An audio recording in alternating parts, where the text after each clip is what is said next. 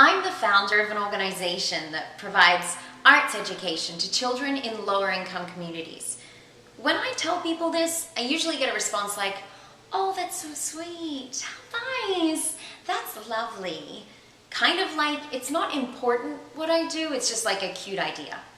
I'm pretty sure when doctors tell people what they do for a living, they don't get this kind of response. Or lawyers or engineers or mathematicians for that matter. Which makes me think that maybe people don't realize how vital arts education is in our lives. How children getting arts education can not only just change their life, but it could save their life. The lack of arts education in America may not seem like one of the big killers to you. And I can understand why you might laugh if I said to you that Tommy not getting to be in arts class or Julie not getting to be in that dance team is a life-threatening situation.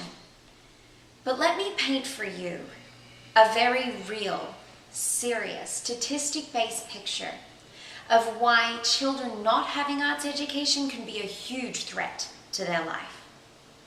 When school budgets are cut or restricted, arts education is usually the first thing to go.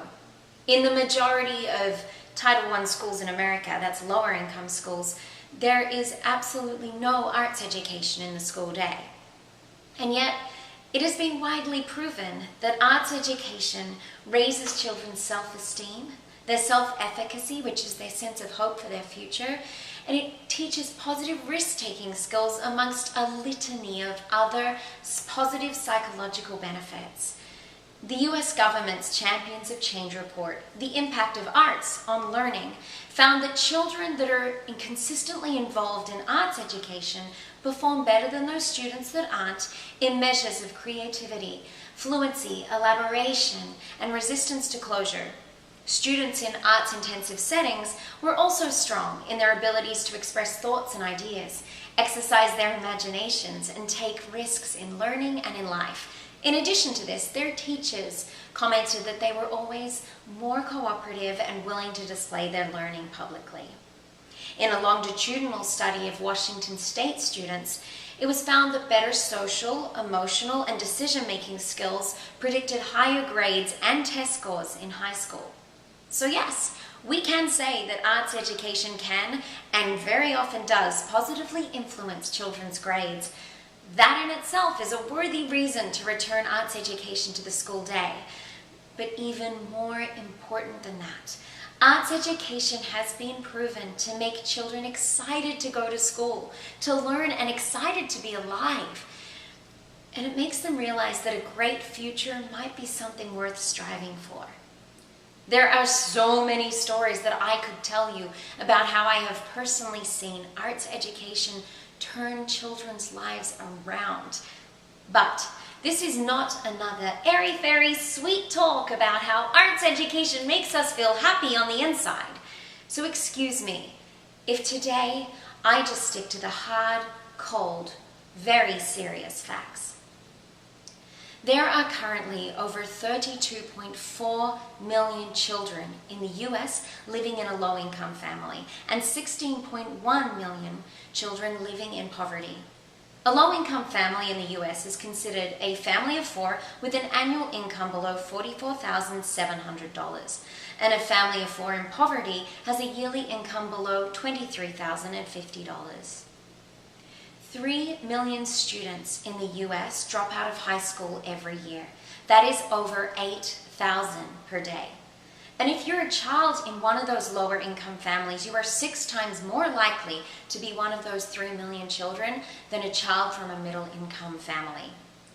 Yet, it has been proven that children who live in an underserved community who have arts education are 50% more likely to graduate from college and 18% more likely to graduate from high school. 18% may not sound like some massive number to you, but when you consider that there are 32.4 million children living in a lower income family currently in the US, that is 2,332,800 more children currently living in the US that could potentially graduate from high school. And yet, currently 97% of schools in the US do not have music, and 96% do not have theater. As staggering as this dropout rate may seem, you may still be thinking, okay, so a large percentage of underserved youth don't go to college, but does that kill them? Let's look at some other figures. What percentage of total crimes in the US do you think are committed by high school dropouts? 75%.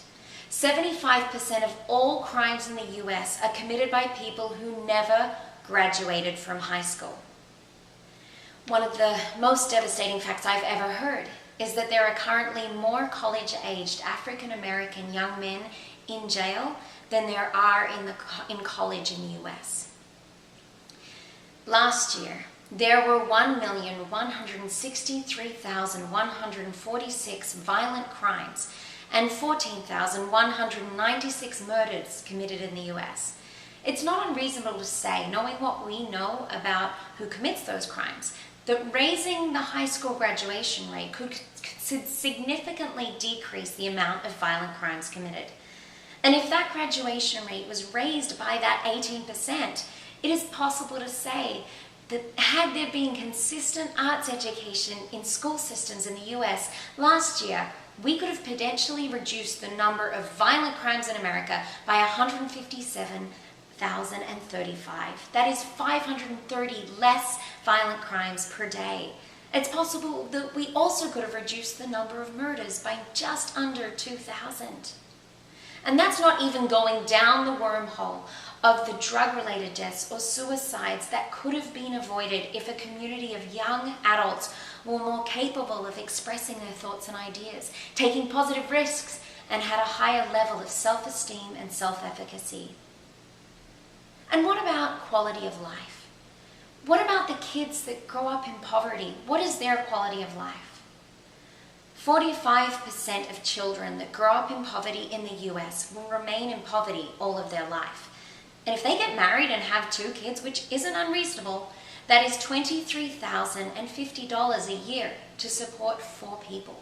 If we take out, say, $1,000 for rent and utilities, which, by the way, is below the national average of rent in America, without even counting gas or a phone bill or any sort of insurance, that is less than $7 per family member a day for the rest of their life. And to think, at our fingertips, we have a solution that would guarantee that these young Americans would be 50% more likely to graduate college. We also have an unquantifiable amount that would feel more hope for their future. They would see possibility where before there was none, and they would find their purpose and strive to make something of themselves and see it as possible in a way that those that came before them never could. You cannot tell me that every child in the world doesn't deserve that. Now, if lives saved doesn't quite resonate with you, then perhaps you're a money person. So let's talk money. Arts education, consistent arts education, costs money. Yes, but so does jail. The cost of housing one child in juvenile detention for a week in America is $1,650. For $1,600, that same child could get 4 hours a week of consistent, top-quality arts education for a year. And it's actually been proven that children only need 2 years of consistent arts education for the neural pathways in their brains to be changed drastically in a really positive way. So, for the cost of 2 weeks in juvenile hall, which I'm going to go out on a limb here and say wouldn't necessarily positively affect their life, for that same amount of money, if it was spent on arts education, it has the potential to change their life and to ensure that as adults they won't be relying on the system for welfare or social services because they will have built a positive, resilient mindset as a child. And have you thought about what effect this generation of hardworking, skilled adults who believe in themselves and number in the millions would have on our gross domestic product? Currently, the US ranks 33rd in the world for science and math scores in high schools. This poor ranking has been widely attributed by experts to the massive achievement gap between high-income students and lower-income students. As I mentioned before, Arts education has been proven as one of the most effective educational solutions to bridging that gap. So, if we did add arts education and we were able to bridge that gap and lift America's test scores to match not the top, but just say Canada's, our neighbours, at number 7, it has been projected that the gross domestic product of the US would increase by 6.7%, which would equal approximately $10 trillion by the year 2050. And imagine what we could do with $10 trillion. Think of what we could do for the issues of homelessness, illness, road safety, all things that are currently costing millions of lives. Think of the diseases we might be able to cure. Once again, saving lives. And I'll tell you one thing, something I don't need maths or statistics to know. If you asked me to put my money on who those valuable Americans would be who would find that solution with that extra money, then I'm putting my money on the kids that grew up in poverty, that are grateful for everything that they have, that were encouraged to take positive risks and were able to express themselves and learn to believe that they could do more, be more, and achieve more. My money is on the kids who, because of that art class or that dance, learned that they were valuable and that they could make a difference, and that their life, along with the lives of all children, were worth saving.